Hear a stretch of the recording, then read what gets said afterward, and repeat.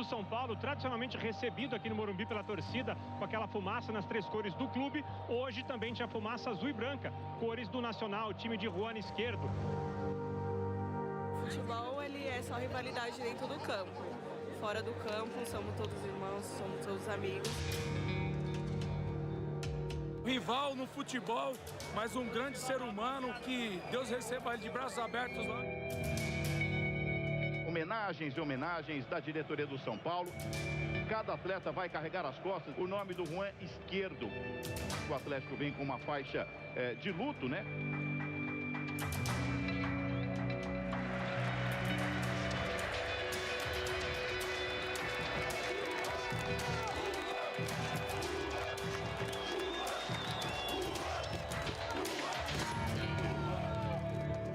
Do tricolor, o questionamento era outro. O auxiliar Maxi Cubeiras teve que responder por que só fez uma alteração. Nestor na vaga de Rato já no fim do segundo tempo. Pode ser. Pode ser. Pode ser que tenha sido um erro agora que sabemos o resultado. Consideramos que estávamos bem e basicamente não fizemos mudanças. Te dije que estávamos bem, basicamente por isso não hicimos os cambios. Mudanças que o São Paulo precisa para o jogo de volta em Minas daqui a quase 15 dias. E que o Galo quer evitar. Tá tudo aberto, né? Se a gente repetir o mesmo futebol de hoje lá no jogo da volta, a gente tem totais condições de ser classificado, então, né? Tá tudo, segue tudo normal, segue tudo aberto. Temos mais um jogo, primeiro tempo eles ganharam, tem mais um tempo ainda lá em Minas Gerais. É isso aí, Rafinha, jogo aberto sempre. Pegar nisso. Agora, Do jogo aberto. jogo aberto, a gente adora. Bom, o que mais eu ouvi em termos de reclamações até agora da torcida do São Paulo é em relação a uma única mudança ao longo do jogo inteiro. Só a entrada do Nestor no lugar do Wellington Rato. Isso aconteceu já perto dos acréscimos, o finalzinho ali, de 44 para 45 minutos. Fora isso, o São Paulo manteve o mesmo time que não demonstrou uma partida aguerrida, não foi para cima, não sufocou o adversário. E o Galo, na minha opinião, controlou muito bem o jogo sem a bola. E isso fez a diferença. E por culpa do São Paulo, né, Loirão? A verdade é essa. O São Paulo não mostrou a atitude que a gente já viu dentro do Morumbi. O torcedor ficou realmente incomodado. Luciano fez uma das piores partidas acho que com a camisa do São Paulo. Um jogador muito...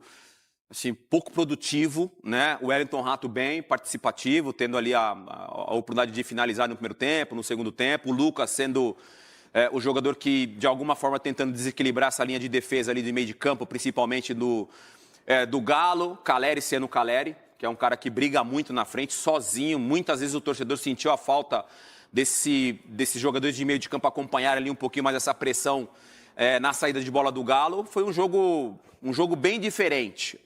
Depois do jogo, ouvindo as declarações de jogadores, e aí a gente tem que ter também essa sensibilidade, que eu acho que pesou o caso da morte do Izquierdo. Muitos desses jogadores que estavam em campo ontem viram o jogador passando mal ali no campo na semana passada. Então eu acho que tem que levar em consideração essa questão mental dos jogadores, porque a atitude do São Paulo foi muito diferente do que mandava o jogo, do que pedia o jogo.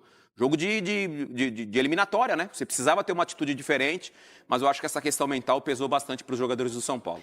O que é estranho é que o Galo, ele perde em casa pelo Brasileirão para o Fluminense. O time do Mano Menezes fez um jogo vistoso, mesmo jogando longe do Rio de Janeiro. E aí ele vem para essa partida muito concentrado. Já o fato de não tomar gols do São Paulo seria importante.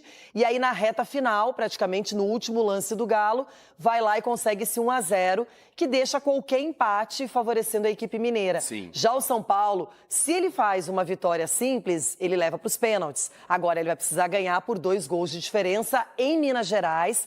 O histórico, eu estava olhando, do São Paulo nos últimos jogos contra o Atlético não é tão positivo assim. Então o São Paulo vai ter que se refazer, vai ter que deixar de lado essas questões extra-campo, porque infelizmente é um torneio mata-mata, vai ter uma pausa agora, já não é na próxima semana. Isso para o São Paulo é bom, não é? Porque temos a data FIFA no meio dessa história toda. mas o São Paulo vai ter que acordar, porque é um time muito bom, vem sendo elogiado com o Zubeldia. Ontem ele fez muita falta, na minha opinião, ali, aquela energia, aquele entusiasmo. Lembra que você me perguntou se fazia falta? O time não foi contagiado É. por isso, era um elemento a menos. Já o Atlético, Milito armou a equipe com inteligência, sabendo que o jogo vai ser decidido em Minas, esse confronto, na verdade. Então, o São Paulo acaba vacilando, não é? Não teve o seu melhor jogo quando precisava. Não teve, e você falou no comecinho aí da substituição, que demorou, só fez a do Nestor, o William, que fez o gol, o jovem que renovou o contrato. William Gomes, que renovou o contrato com o São Paulo até 2028, estava no banco de reserva. O Eric também, que tinha jogado bem no jogo anterior, também no banco de reserva. O jogo precisava de uma mudança de ritmo, principalmente na construção ali para o ataque, essa transição meio campo-ataque.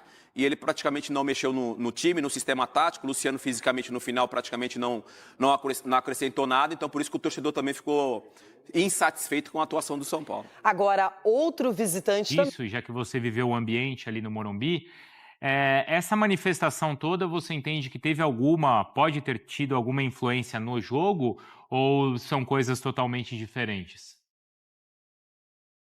Então, Bruno, eu conversei ontem na Zona Mista com o Rafinha e com o Lucas, foram os dois que passaram ali, e os dois claramente disseram, estavam impactados com tudo que aconteceu, o Rafinha principalmente, né, porque esteve mais próximo dos dirigentes do Nacional e da família, mas em nenhum momento eles falaram que isso causou a derrota, causou uma queda de produção, impactou psicologicamente naquilo que o São Paulo pretendia colocar em campo. Ninguém usou isso como justificativa. Até o Lucas foi perguntado, né, vocês chegaram a pensar em adiamento do jogo? Ele falou, ninguém nos consultou, então a gente veio para o jogo tranquilamente, fizemos o que tinha que ser feito. O resultado foi mais mérito do Galo e talvez uma certa falta de pontaria do São Paulo. Depois do jogo, 5 atletas se dispuseram, né, se colocaram à disposição e já viajaram, estão lá em Montevidéu, representando o São Paulo, juntamente com o vice-presidente, o Arri Massis, nesta cerimônia de velório e enterro do Juan Manuel Esquerdo. 3 que estiveram muito juntos do Nacional, Caleri, Michel Araújo por ser uruguaio e o próprio Rafinha, e 2 que também resolveram ir, o Galopo e o Wellington Rato. Então esses 5 jogadores, se tivesse treino aqui hoje, não tem, é folga, essa folga já estava definida, mas se tivesse eles teriam sido liberados para representar o São Paulo lá em Montevidéu. Para valer mesmo, o treino começa amanhã, pensando no Fluminense. Como o São Paulo vai ter uma semana, não só o São Paulo, os times vão ter 10 dias de diferença na data FIFA entre a rodada do final de semana e a volta da Copa do Brasil e do Brasileiro, eu acredito que o técnico Zubeldia, que volta ao banco de reservas, vai com força máxima para o Rio de Janeiro para tentar se manter ali entre os primeiros do Brasileiro. Porque, Bruno, a gente tem que lembrar, São Paulo está nas quartas da Copa do Brasil, nas quartas da Libertadores, mas não significa ainda que ele terá sucesso em uma das duas, ou nas duas. E se tudo der errado, a partir do final de setembro, a partir do clássico contra o Corinthians, que pode ser em Brasília, São Paulo vai ter que fazer aí um bom final de Campeonato Brasileiro para se manter entre os primeiros colocados. Hora de falar sobre o São Paulo, que acumulou mais 2 decepções quando o assunto é contratação. O tricolor não deve conseguir fechar com o Mário Rui, do Napoli, nem com o Santiago Colombato, volante argentino. E a tendência hoje é de que o São Paulo termine essa janela de contratações no dia 2 de setembro sem novidades. Somente as 2 contratações que já foram anunciadas do zagueiro Juan, que chegou por empréstimo junto ao Sassuolo, além de Marcos Antônio, que foi contratado um pouquinho antes. Operação de...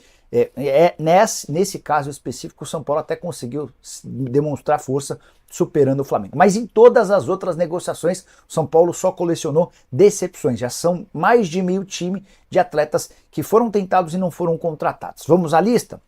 O Mário Rui tem tudo para continuar no futebol italiano. O São Paulo não conseguiu chegar a um acordo com o lateral esquerdo e também viu Mário Rui e Napoli fracassarem na discussão para a rescisão do contrato. Na mesma lateral esquerda, o São Paulo negociou desde dezembro a contratação de Alexandro, mas a parte financeira pesou, o São Paulo não ultrapassou a marca de 600 mil por mês de salário, o Alexandro vai ganhar no Flamengo 1.300.000. Falei sobre 2 decepções na lateral, certo? Quero contar sobre Maurício Lemos, atleta que pertence ao Galo. O Atlético liberou o empréstimo à negociação em definitivo, mas o São Paulo não chegou a um acordo com o Maurício Lemos, que permaneceu no Atlético. São Paulo também frustrou seus torcedores em relação a volantes. O Santi Colombato, esse volante de 27 anos que pertence ao León do México, está emprestado ao Oviedo. São Paulo fez uma proposta de empréstimo, o León disse que só topa negociá-lo em definitivo e o São Paulo, ao que parece, não terá capacidade financeira para fazer um investimento tão grande. As outras duas decepções também com volantes. Paul Fernandes. São Paulo procurou o atleta do Boca Juniors, chegou a um acordo com o Paul Fernandes, mas não conseguiu convencer o Boca a liberá-lo por uma compensação financeira que lhe valesse apenas a situação bem parecida de Thiago Mendes.